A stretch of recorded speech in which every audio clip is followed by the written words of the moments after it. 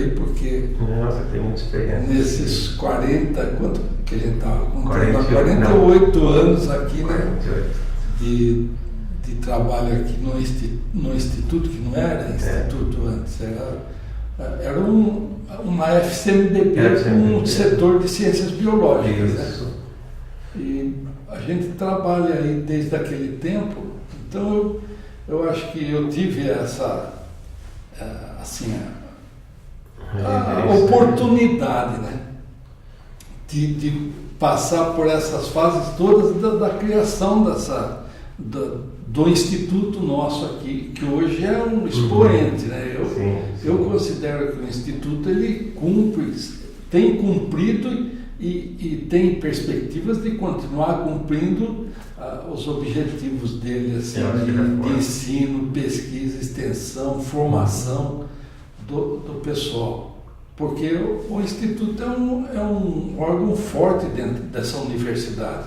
Eu não falo só do campus aqui, não. Eu falo da universidade em si, porque a gente serve de exemplo e você vai para outras unidades e conversa com o pessoal e fala, vocês lá são bem organizados, né? Mas eu acho que a escola teve isso desde o começo aqui, esse campus. E essa foi a sorte de ter vindo para um campus como esse, né? Não que os outros campos não sejam legais assim, sabe? Você fala assim, o campus de Araraquara é mais antigo do que o nosso, longe, né?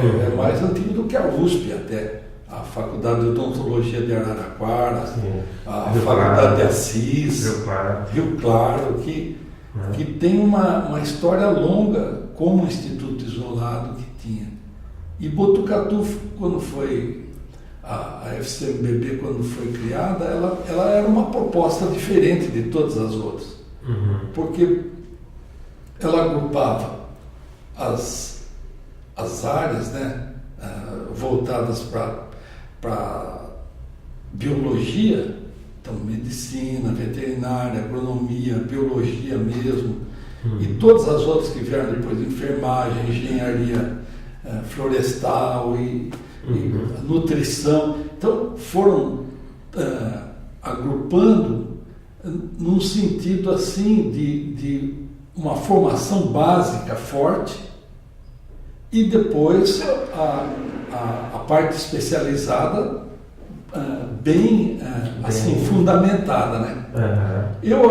Eu lembro até que uma vez o Moura me falou que no começo o pessoal, você fazia biologia, chegava no 4º ano, você falava, você vai continuar para medicina ou você quer ficar biólogo? Comum, né? E alguns escolhiam a biologia, outros iam para medicina e continuavam o estudo. Então era um núcleo comum de formação forte, de ensino básico, das áreas básicas da biologia, para depois o cara se especializar. Nós tínhamos aulas comuns, patologia, não todas, mas junto com a medicina, junto com a veterinária, junto com a agronomia, dependendo como biólogo, né? E juntava, às vezes 2, 3 turmas, num salão só, e tínhamos aula, né? Então, gente, hoje nós estamos conversando aqui com o professor Fausto Fornesi, do Departamento de Morfologia aqui do IBB. Ele está nos contando exatamente essa questão de como começou isso aqui, né, que vocês puderam ver, e está levantando alguns pontos, né, da formação do Instituto para mostrar a relevância desse Instituto, né, Fausto? Então, é exatamente isso que você está falando, né? Essa coisa boa, que no início teve uma boa formação, e aí, como é que você viu essa montagem, essa continuidade? A montagem do Instituto, eu acho que já começou também de uma maneira bem forte, porque os professores que vieram para cá eram professores que saíram da Universidade de São Paulo, que era o que existia naquele tempo, ou de outras universidades, do Rio Grande do Sul, o Neivo, o LET, que eram os que vieram primeiro, por exemplo, para a anatomia, aqui do meu departamento, que era anatomia. A anatomia fazia parte da morfologia naquele tempo, né? Então, quando eu cheguei aqui, a morfologia era, acho que o departamento que tinha mais docentes, porque ele envolvia as áreas de anatomia, embriologia, histologia e citologia. Então, tinha mais de 30 docentes. Entendi. E até que quando veio a reestruturação, foi separado em anatomia, que foi criada naquele tempo a anatomia humana e a anatomia dos animais domésticos, né? Como departamento de anatomia daí. E a morfologia continuou com histologia, citologia e embriologia. Então, houve a separação de 2 departamentos a partir de um e os 2 continuaram fortes. Você lembra mais ou menos que ano foi isso? Proximidade? Acho que foi lá por 75, 1975, 70. Porque 75 foi quando eu entrei. Já era dividido? Já era dividido. Eu não me lembro. Eu não lembro se a morfologia já tinha dividido da forma como está hoje, mas a anatomia já era dividida em 75. E eu lembro que em 75 foi a entrada do sistema de crédito. Até 74 era sistema de anual, né? Então ele ficava um ano, tinha a segunda época e tal. Quando entrou a questão por semestre, era por créditos, foi 75. Então acho que deve ter sido mais ou menos nessa época aí, porque o departamento de morfologia foi a primeira construção a ser ocupada naquele modelo novo, nesses módulos que existem. Então, isso aqui era vamos dizer, era uma barba de bode pura. Essa região toda aqui tinha o morrinho da veterinária, que a gente conversou a respeito, que é nesse local aqui. Era um morrinho da veterinária e a veterinária funcionava aqui em cima, assim. E descendo para lá era um pomar, um jabuticaba, tinha várias laranjas, carambola. Eu lembro que às vezes saía de lá e vinha aqui quando era tempo dessas coisas, que era essa baixada que ia até lá na linha do trem, barba de bode, assim. Daí quando foi feito o terraceamento e tal, e equilibrou bem, e que foi feito o primeiro módulo a ser construído, foi o módulo da morfologia hoje ali, com 4 galpões, vamos dizer, que foram divididos nas salas de aulas e salas dos professores e laboratórios, e foi ocupado pela anatomia humana no outro lado de cá, anatomia dos animais domésticos, Dr. Plínio, do Valêncio, do lado de lá. Do lado mais aqui, para o lado do hospital, por exemplo, era a histo, cito e êmbrio, e no outro prédio era uma espécie assim de... tinha sala de aula, tinha uns depósitos de coisa e inclusive a biofísica veio ocupar lá. Bom, a engenharia rural veio, economia rural.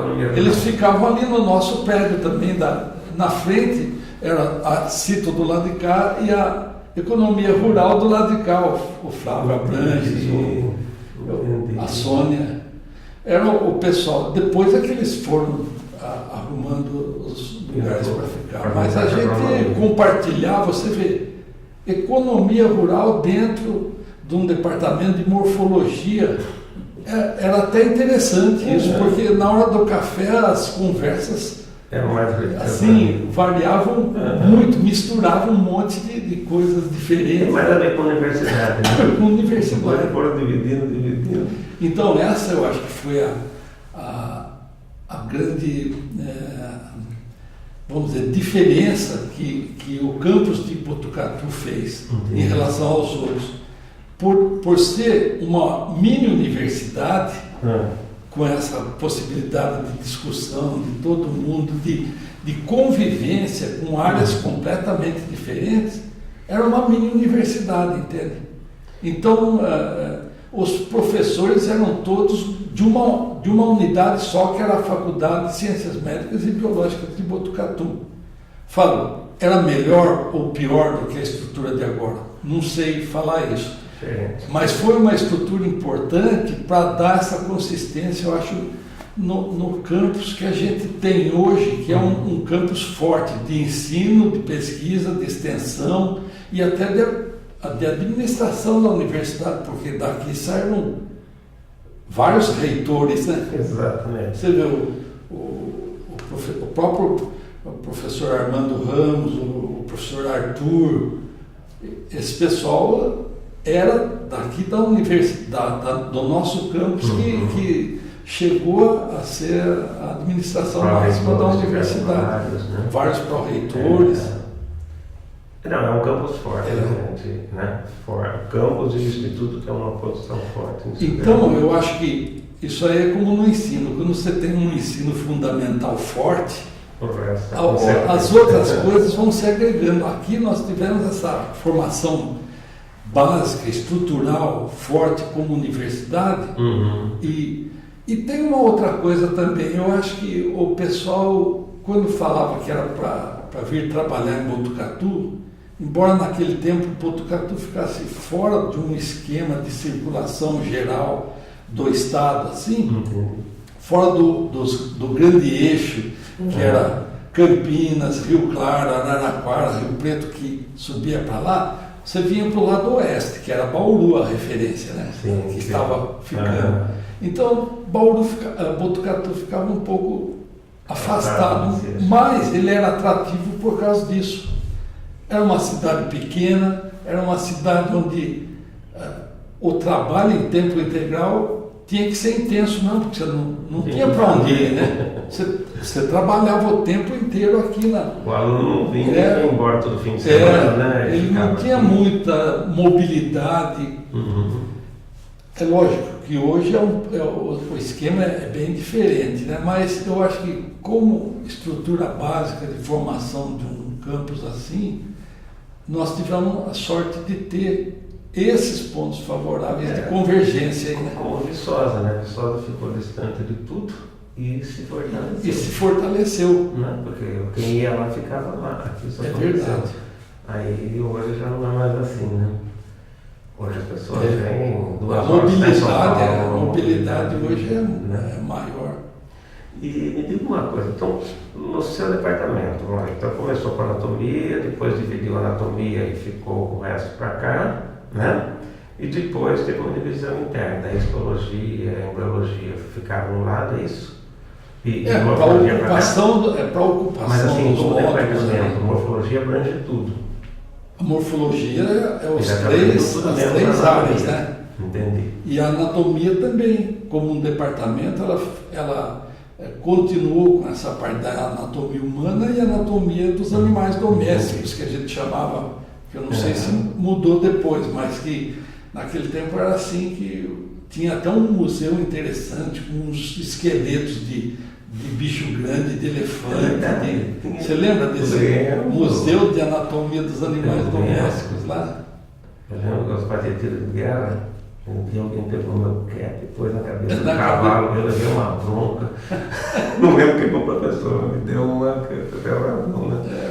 E me diga uma coisa, como é que foi a origem da morfologia, vamos falar assim? Quais são os professores mais antigos? Vieram de que universidade, se você lembra? Quem você lembrar? Bom, eu me lembro que quando houve essa divisão aí, que era os professores mais conhecidos assim do departamento naquela época eram do lado da anatomia, o professor Plínio, quando eu cheguei aqui, o professor Plínio, o professor Valêncio, o Neivo.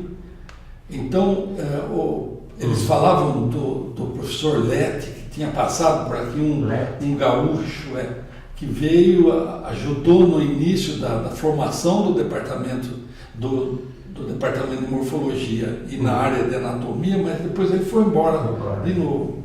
E do lado que depois se tornou morfologia só, que tinha o pessoal mais antigo era o professor Edi, o professor Arli de Campos Pacheco, você lembra dele? Nossa. O professor Monblum, Edivar Monblum de Carvalho. Depois veio o Ero Gondim para embriologia, que eram assim os professores mais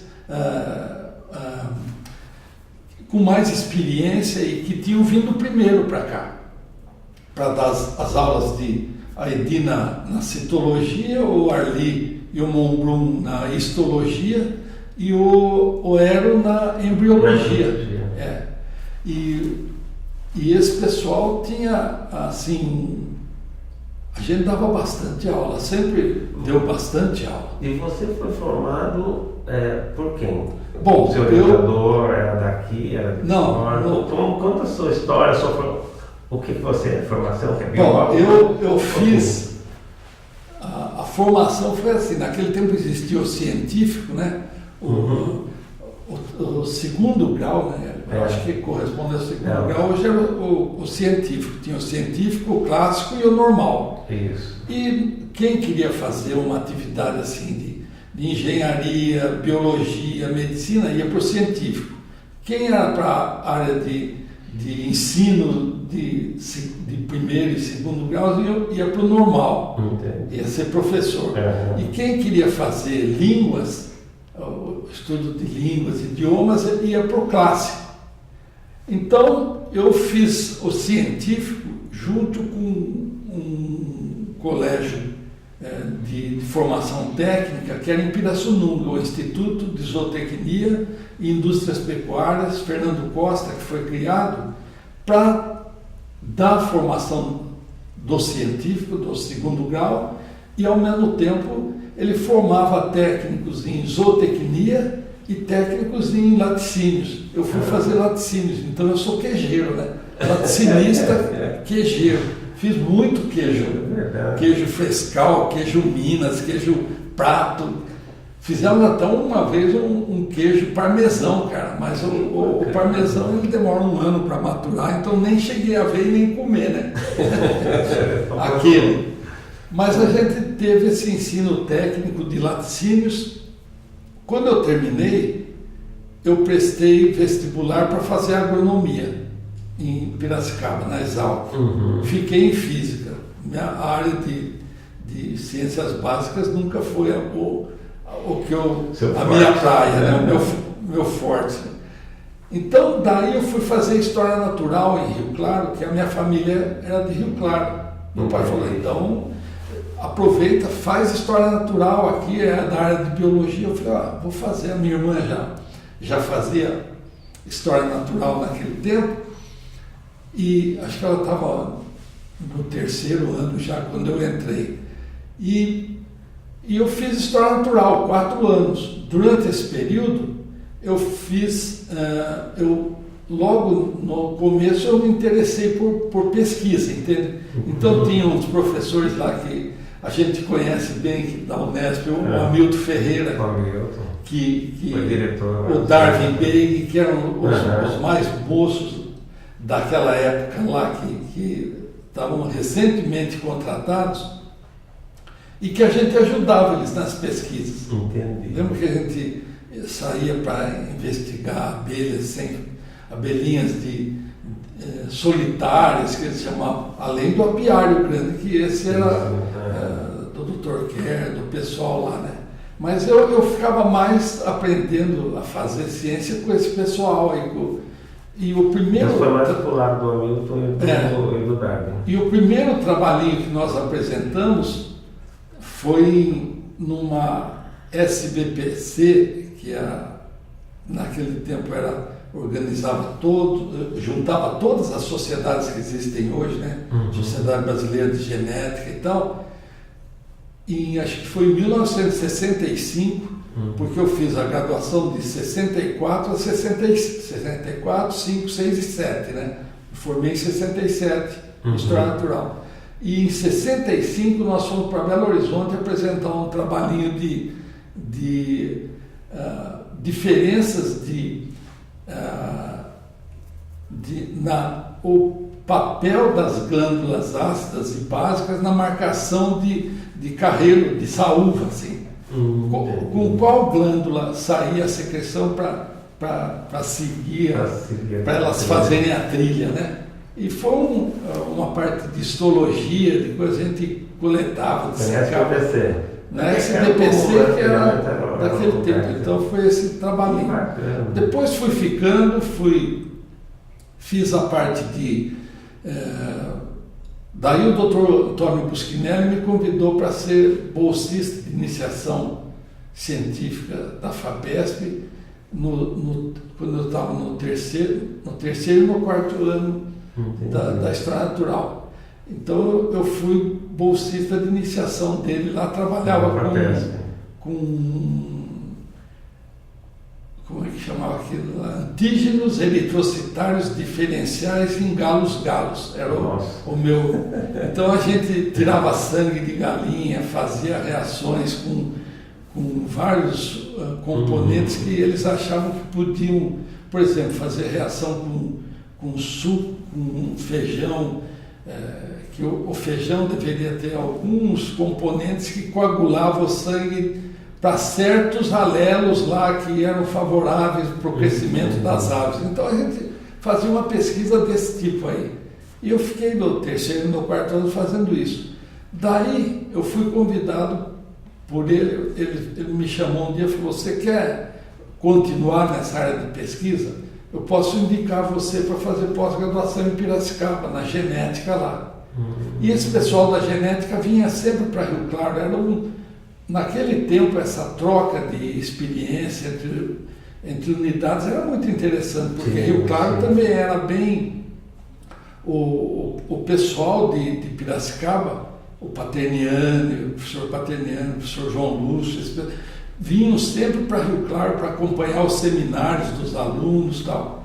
Eu fui fazer pós-graduação em Piracicaba, fiz lá na genética e melhoramento de plantas, que era um curso forte deles lá, no departamento de genética.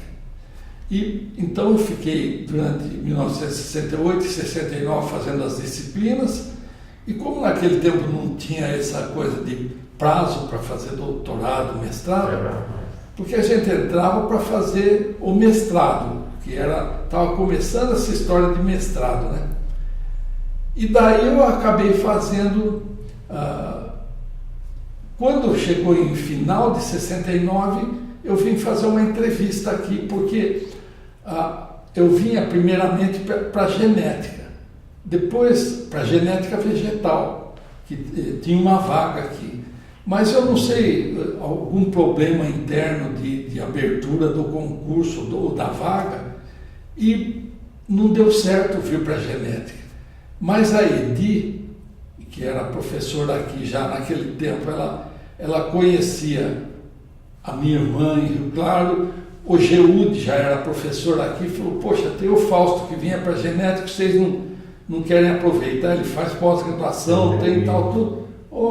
Vem fazer uma entrevista. Então, porque naquele tempo o sistema de contratação não era por concurso no sentido de dar aula, apresentar currículo, defender isso.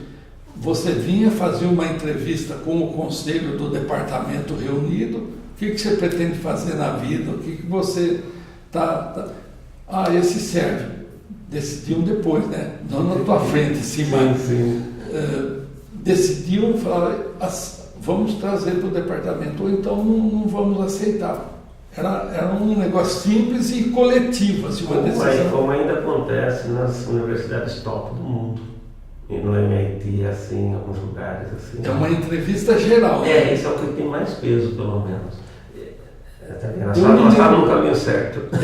Eu me lembro que eu vim e fiz a entrevista no departamento, era um negócio estressante, mas você fala, chega lá, o pessoal pergunta várias coisas diferentes e tal. Eu acho que, inclusive, para perceber se socialmente você vai se dar bem com esse grupo. É muito importante. Porque não adianta você contratar o top do não sei o quê, mas ele vem e acaba com a estrutura social do lugar, né? Então eu me lembro que eu fiz essa entrevista, fui aprovado para ficar aqui, e o contrato saiu junto com mais 70 de uma vez, que foi uma verba que sobrou daqueles institutos isolados que existiam. O governo é que decidia, dependendo do político ir lá, do diretor ir lá negociar. Ah, tá bom, vamos liberar para você isso aqui. Ah, não, vamos liberar para Araraquara agora, vamos liberar para Rio Preto. Era negociação política, né? E eu lembro que aqui, junto comigo, foram contratados acho que uns 70 docentes de uma vez, porque estava precisando de gente para dar aquele impulso. Então nós viemos para cá, o meu contrato saiu no dia 30 de dezembro de 1969, para a FCNBB. 30 de dezembro. Eu tinha casado em 27 de dezembro, estava viajando, minha mãe que ligou lá, o pessoal falou que você foi contratado para, sei lá, assinar o contrato. Falei, agora estamos passeando aqui, voltei ali para o dia 15 para cá, assim, para assinar o contrato na secretaria e daí para começar. E como eu era da área de citologia que a gente estava organizando, eu comecei a dar aula de citologia junto com ela e com o Toledo, com o professor Luiz Antônio. Naquele tempo. Antes de você? Ele foi contratado, acho que antes de mim, mas ele saiu para ir fazer pós-graduação em São Paulo. Ele fez no Instituto de Biociências, lá da USP. Ele fez lá. Ele começou, acho que no meio do ano de 69, a pós-graduação lá. Entendi. E daí a gente começou a dar aula de citologia, que naquela época era meio complementar à histologia, sabe? A gente tinha a disciplina bem estruturada na biologia, mas para a medicina era uma parte da histologia e da embriologia, que era tudo uma coisa só naquele tempo, né? E no início, lá, depois separou com áreas e disciplinas bem distintas. Entendi. E a gente dava aula para biologia, nós três, e a carga horária era 12 horas por semana para biologia. Então a gente tinha oportunidade de dar estágios para os alunos, né? Você lembra? Você chegou a fazer estágio, né? E o primeiro trabalho que eu apresentei em congresso também foi na SBPC, no segundo ano um trabalho que eu fiz com você. Foi aquele de sangue, né? Dos peixes, né? O seu e de Mir, que começaram a trabalhar. Então eu me lembro que nessa época a gente era mais dedicado à biologia, ao curso de biologia. Depois é que foi tendo a expansão da disciplina de citologia, que se transformou em biologia celular, para todos os cursos que entram aqui no Instituto. Já foi década de 90, né? Foi ali. A molecular estava forte, começou a parte molecular E você, Fausto, você é uma pessoa que cientificamente sempre foi uma expressão muito grande para o Instituto e para a Unesp. Né? Isso eu ouvia falar e eu conheço o seu trabalho, né? Aliás, já me ajudou bastante.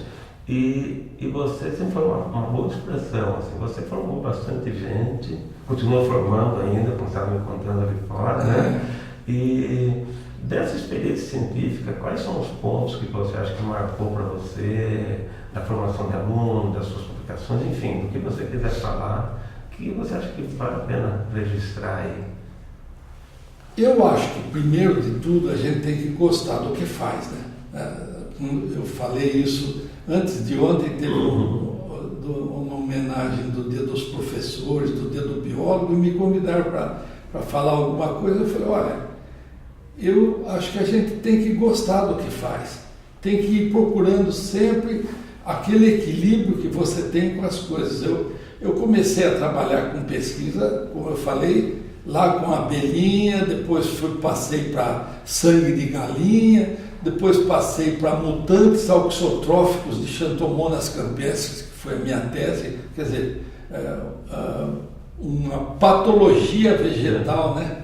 Daí passei para citogenética de anfíbios, quando eu cheguei aqui, porque não tinha condições de montar um laboratório para eu trabalhar, continuar com o que eu estava lá. E daí fui me acomodando para a área de peixes, porque eu também falo isso nas palestras, que eu sempre gostei de pescar de comer peixe, de trabalhar com peixe. Então o cara não tinha jeito de não chegar a trabalhar com peixe no final.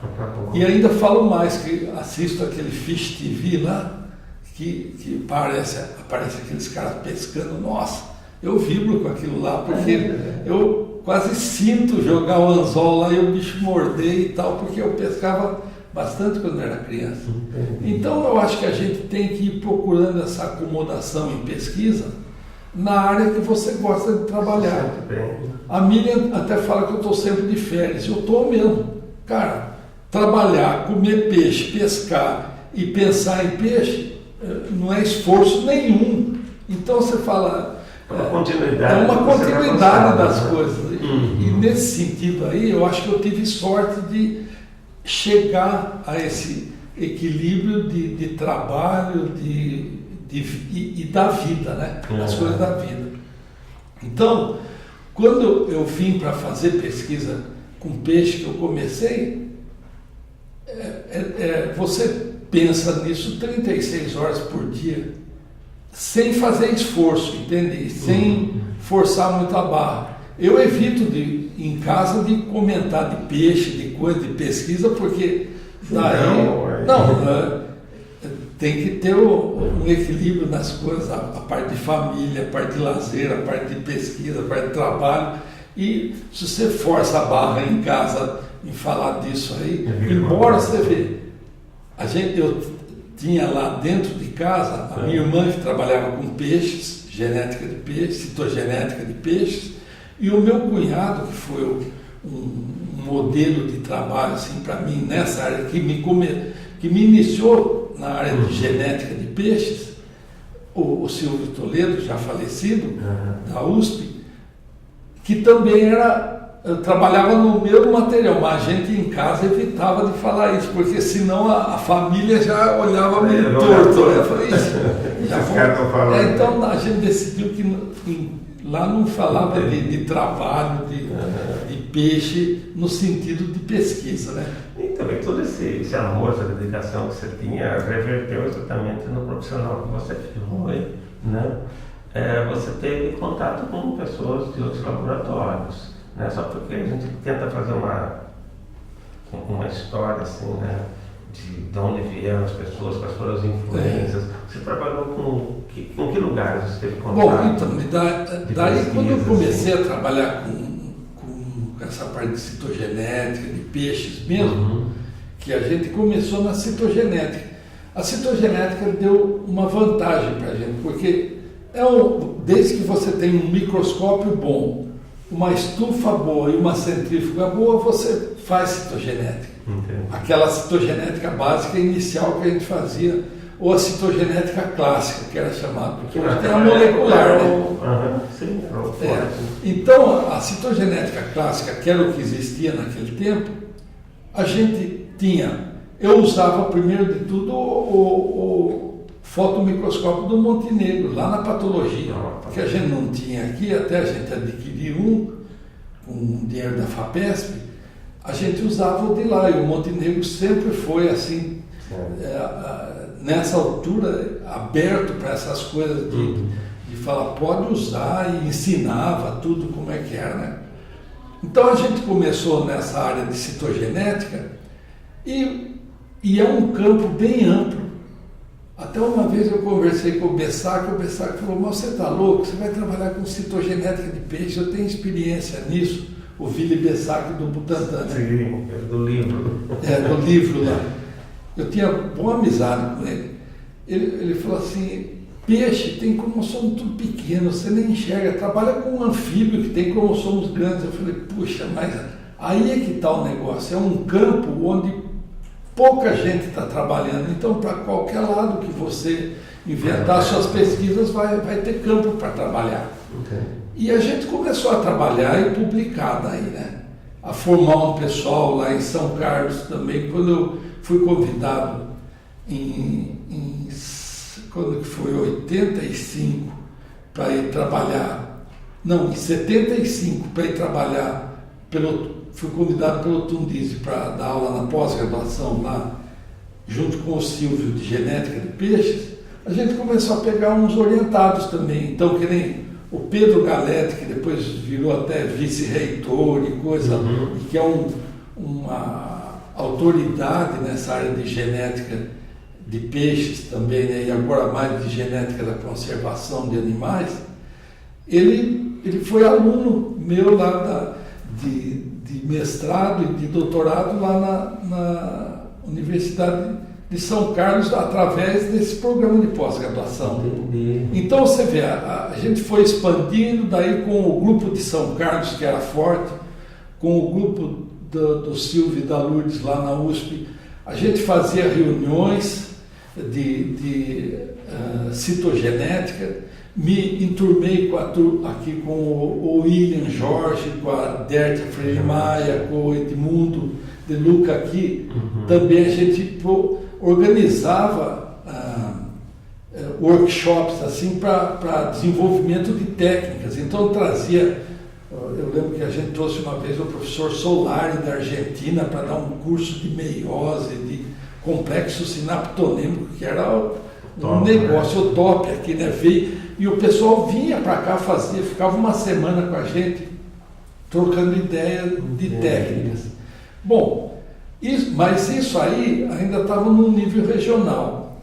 Quando eu comecei a participar de congressos internacionais, eu lembro que foi o primeiro congresso que eu fui grande, sozinho, apresentar um pôster lá, foi um na Suécia, em Estocolmo, em 85.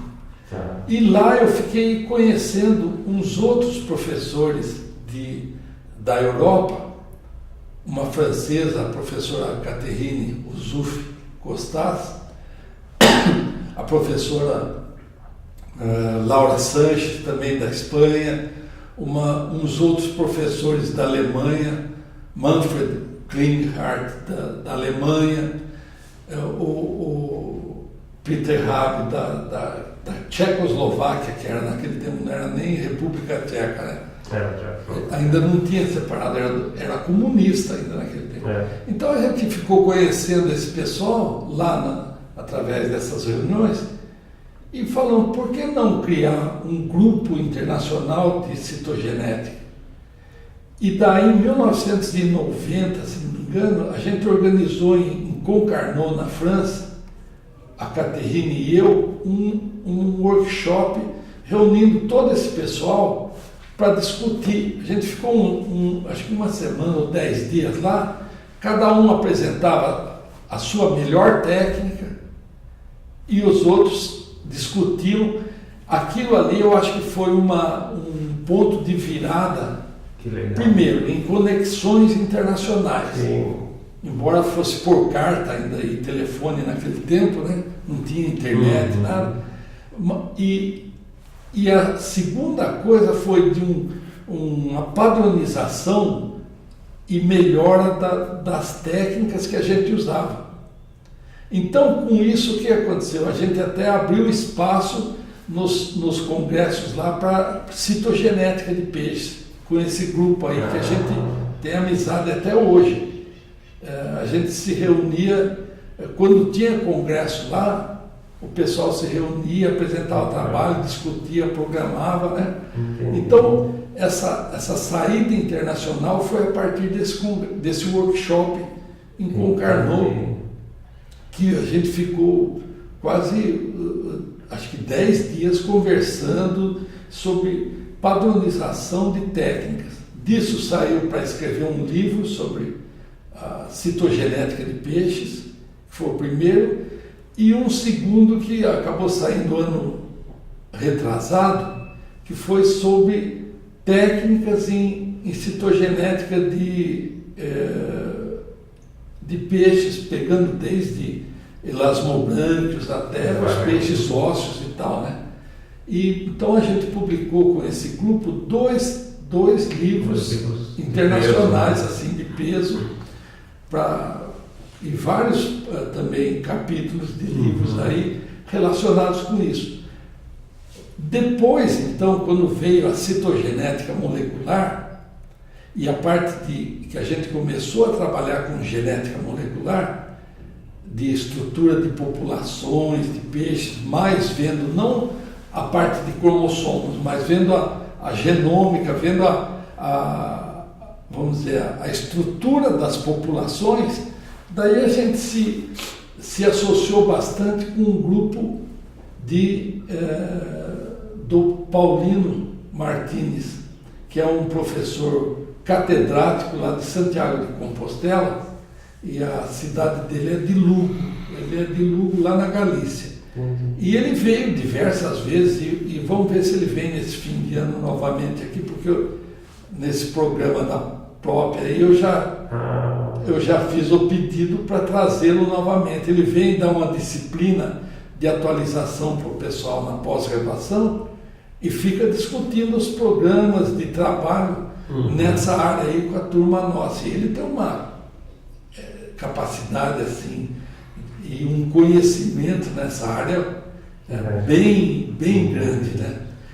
E com ele a gente se associou também a um outro que trabalha com ele agora, um outro professor que já veio dar curso aqui também e continua mantendo, a gente continua mantendo a estágio. Já mandei vários alunos para lá, para o laboratório dele, para fazer treinamento de técnicas de nova geração aí de estudo molecular. Ele mandou alunos para cá para fazer a tese junto com os nossos aqui na parte de FISH, de marcação de localização, mapeamento físico dos cromossomos de umas espécies deles lá, né? Então isso foi expandido. E também uma área que se expandiu bastante, que a gente desenvolveu e atualmente está assim, vamos dizer, eu acho que é um trabalho de topo aí, é o trabalho de cromossomos supranumerários em peixes, que são uns cromossomos que aparecem a mais no genótipo. Ele pode estar presente ou não no indivíduo, que ninguém sabia o que ele fazia, tanto que falava, isso aí é neutro, isso é parasita, isso é...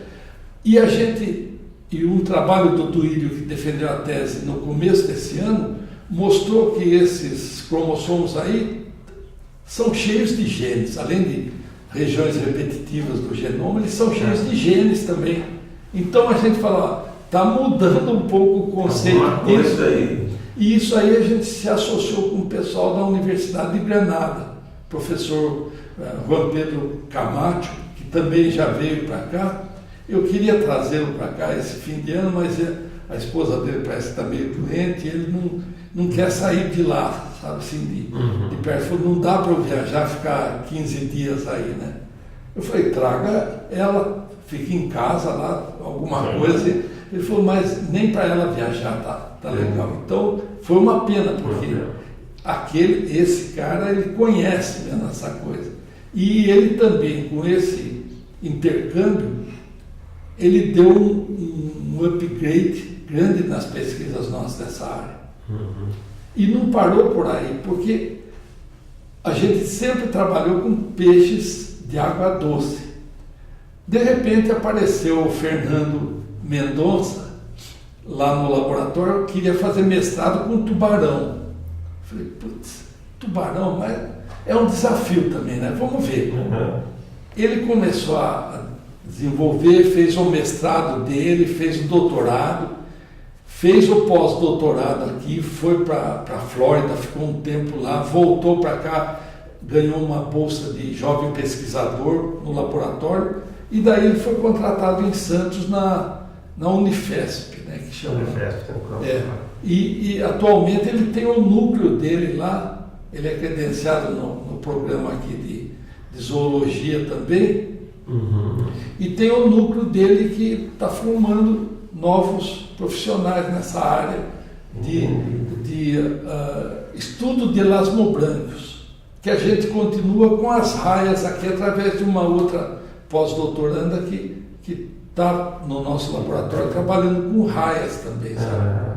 Então a gente expandiu nesse sentido de... Vocês tiveram essa colaboração internacional, ajudaram lá, receberam ajuda de lá, quer dizer, ampliaram. Atualmente a gente, e eu mostro isso isso para os alunos que ninguém mais trabalha sozinho, né? Essas associações, elas têm que existir sempre, seja com o colega do lado do laboratório, o colega de bancada, seja com o pessoal do outro departamento que sabe umas coisas que você não sabe. E a gente sempre pensa que não sabe das coisas, mas às vezes você ensina coisas lá e aprende coisas de lá. É essa troca de experiência. Um foco central no trabalho que eu estou tentando ajudar e que o pessoal está fazendo aqui é mostrar o impacto do Instituto. O Instituto tem um impacto no mundo maior do que as pessoas imaginam. É verdade. As pessoas são tímidas de dizer, não vou dizer, dá impressão. Não, nós temos um impacto aí fora, nós mandamos gente, trouxemos gente, né? Desenvolvemos no Brasil como um todo. E isso tem que pontuar, porque o Instituto, né, não é só olhar a história dele, mas o que ele foi fazendo nessa história, não é? É verdade. E pessoas você já conhecia, né? E sabia não sabia desses pontos que você relata, mas assim, sabia que tinha coisa, né? Só de outros pesquisadores aqui tem também, né? Que a gente tem que pontuar, não só na pesquisa, e também em outros setores, administração, né? Que muitas vezes é interna, às vezes até vai para Brasília, para isso, para aquilo, pessoas que, né? E na parte de extensão, mais diretamente, né? E o ensino, que acho que todo mundo sabe da qualidade do ensino aqui. E você vê a importância de você estabelecer essas relações, tanto em nível nacional quanto internacional, é a possibilidade de troca de experiências, porque quando falam assim que a gente é tímido, você falou agora no sentido de falar, poxa, lá fora é melhor do que aqui, não é. Eles sabem umas coisas que a gente não sabe, e a gente sabe umas coisas que eles não sabem. Exato. Então, eu tive a oportunidade de vivenciar bastante isso e tento colocar os alunos, tem oportunidade e vai fora. Ontem mesmo, uma aluna nossa foi para o Canadá, vai ficar 4 meses lá agora, vai voltar em janeiro. Ela faz doutorado aqui. O material que ela trabalhava, um professor lá se interessou, ela se enturmou, falou, eu levo esse meu material e analiso também junto com os seus. Aí tá bom, o cara tem condições de fazer o sequenciamento de todas as espécies e dela aqui, juntando, vai dar um upgrade na tese dela monstruoso. E você, com isso, você está levando o nome da universidade, o nome do IB. Você arriscaria pontuar, assim, vamos lembrar alguns países que você já esteve ou já mandou alunos para trabalhar? Estados Unidos, Canadá, na França, Itália, vai para na Itália, Espanha, Argentina, para o Chile, porque tem um aluno chileno nosso que de vez em quando vem uns chilenos para cá, a gente manda aluno junto com ele. Então, para o Chile, para Venezuela, eu falei a Itália, a Espanha, França, para a Alemanha, para a Rússia, o Ricardo foi para a Rússia, ficou 3 meses. Ele era para ficar 4 meses, mas depois saiu aquela guerra da Croácia, daquele negócio. Ele falou, cara, se de repente fecha tudo aí, eu fico por aqui. Ele estava em Novosibirsk, na Sibéria, cara. Ele falou, não dá. Ele veio embora antes, 3 meses, mas o Ricardo é muito bom, ele faz pós-doc com a gente agora. E tem uma bolsa da FAPESP que ele ainda não pegou. Para você ter uma ideia, ele é bolsista do PNPD, ele está terminando o trabalho do PNPD agora, que termina acho que em outubro, e ele pediu para a FAPESP para assumir a bolsa da FAPESP de pós-doutorado depois dessa aí. Então, ele está bem. E a gente no laboratório tem também uma vantagem nessa área de pesquisa aí. Tem alunos, hoje, tem alunos de iniciação, eu acho que tem uns 6 alunos de iniciação nessa área de genética e citogenética, porque o Cláudio também tem bastante, né?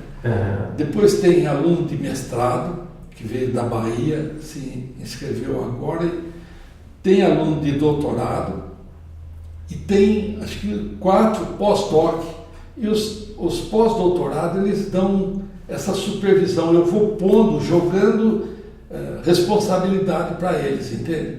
De ficar mais ligado a uns certos... A área de cada um é diferente, né? Para ele ficar ligado com os alunos de iniciação, de mestrado, doutorado, para ir aprendendo as coisas, né?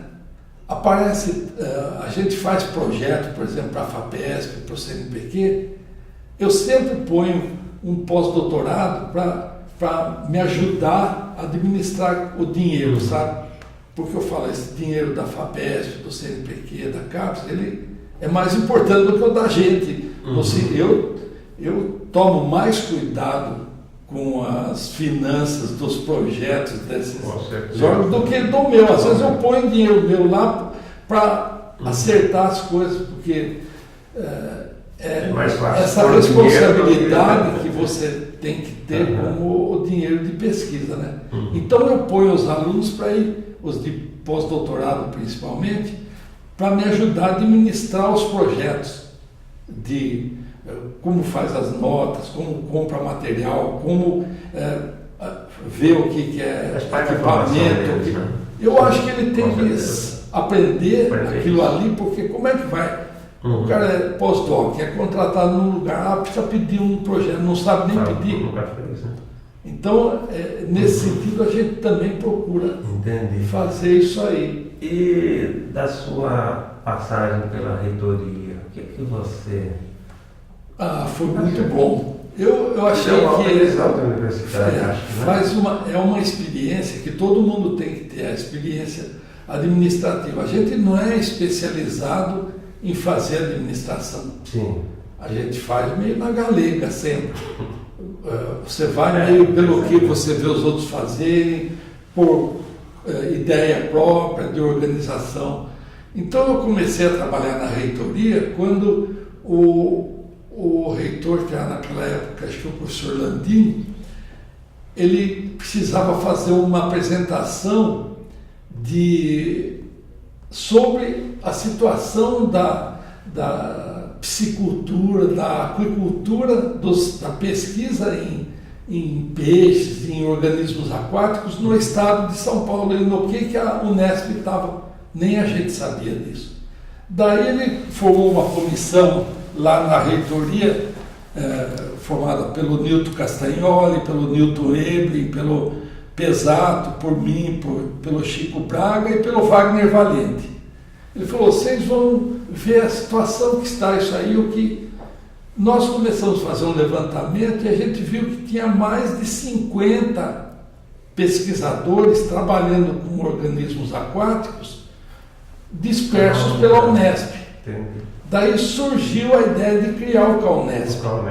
Então a gente começou a trabalhar nesse sentido aí, e essa comissão aí resultou na criação do CAUNESP, naquela fase inicial, naquela proposta inicial.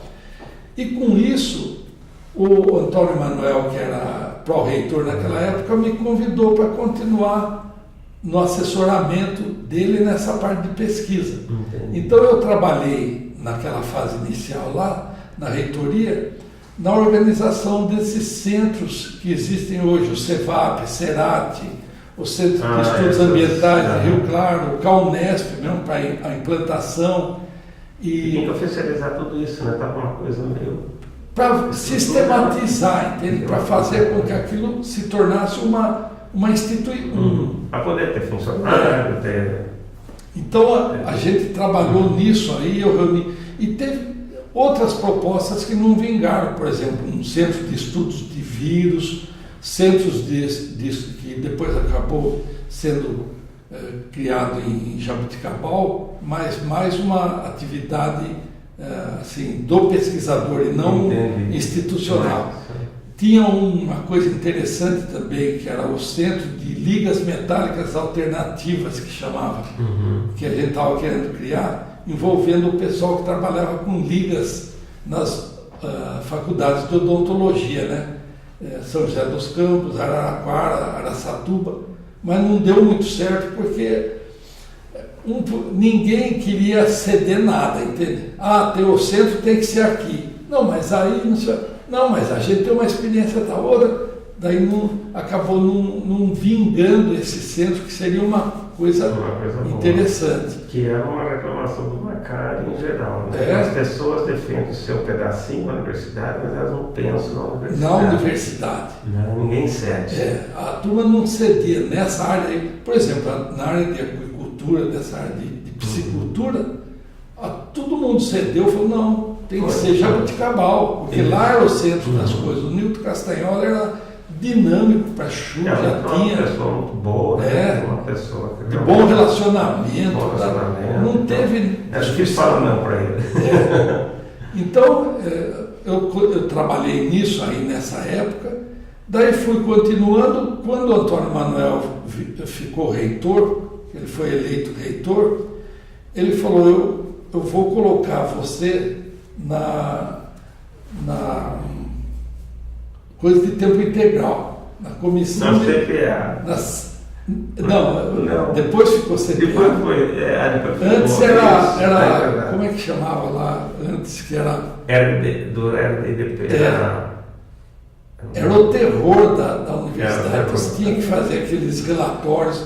O dia que eu cheguei lá, eu falei para o Antônio Manuel, eu não vou querer isso aí não. Você entrava assim, era só processo de coisa, mas empilhado tudo de gente para analisar. Eu falei, nossa, não tem fim.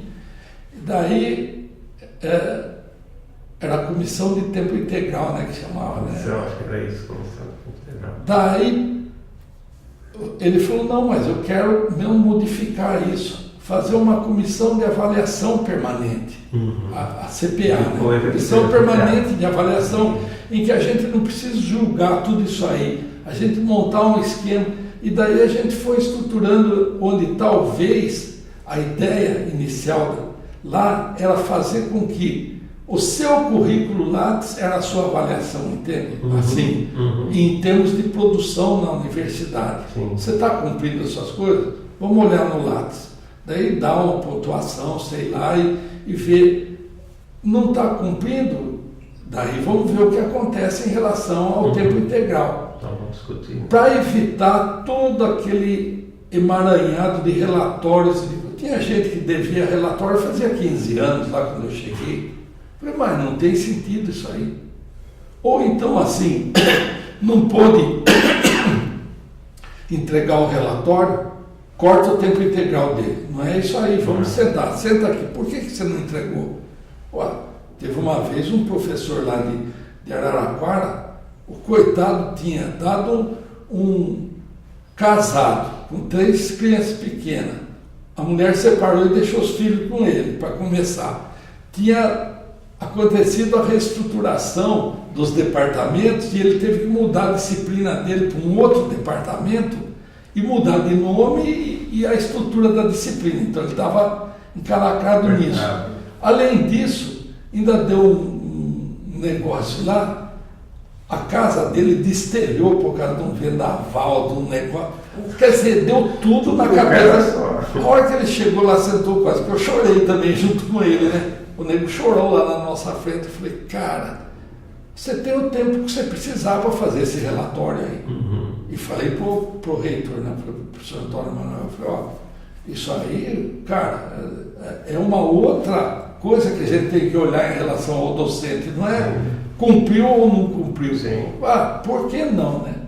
Então tinha coisas desse tipo que a gente... E outra, eu acho que isso foi uma coisa positiva. Quando o Antônio Manuel montou essa comissão, ele falou, quem são os melhores professores assim, de cada área que a gente pode colocar? Daí, eu lembro que a gente fez um levantamento dos professores que tinham assim, ascendência sobre os outros nas unidades, né? E tinha o Armando Alves, lembra? Daqui, né? Lembra. Daí alguém lá falou, mas ele era do seu... ele apoiava o candidato que era contrário a você. Ele falou, mas quem ganhou as eleições? Não fui eu. Eu sou reitor. Agora ele tem que estar com a gente por causa que ele é um cara competente.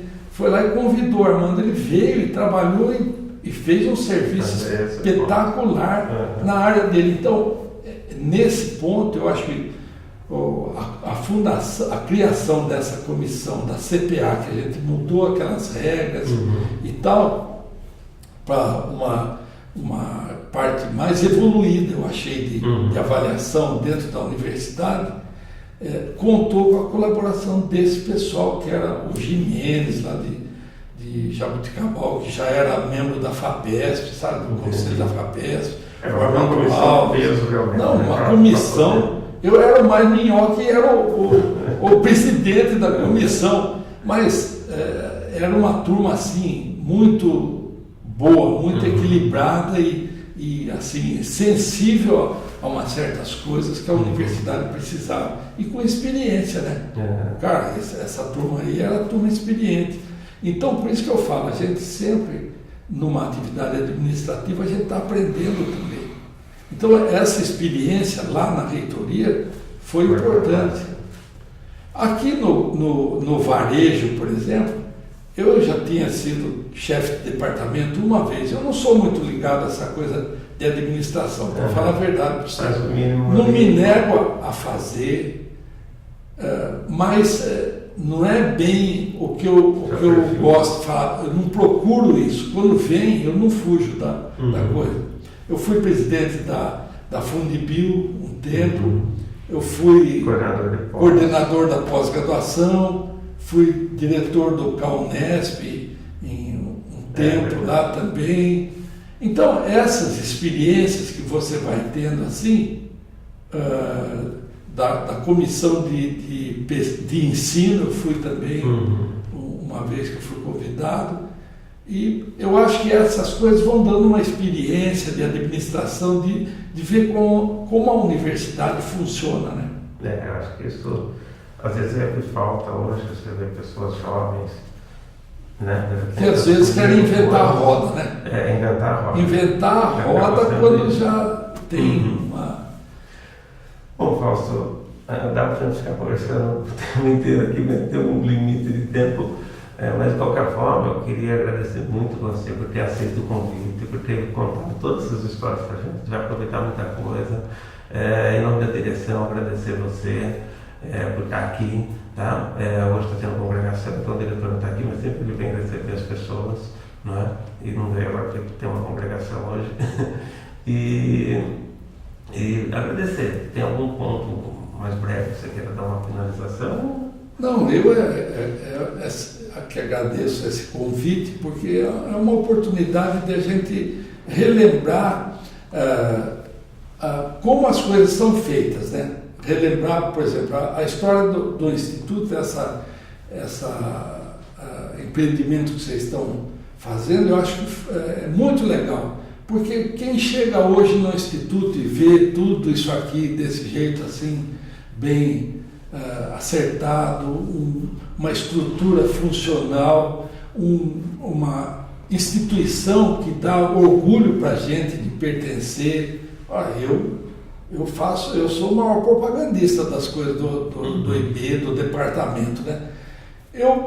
Eu acho que quem chega hoje e vê isso aqui pensa que sempre foi assim. Não, isso aqui teve muita gente construindo, batalhando para que ficasse, e batalhando agora para que continue a ser. Não é porque está que vai continuar, né? Ele pode ir para baixo ou pode ir para cima.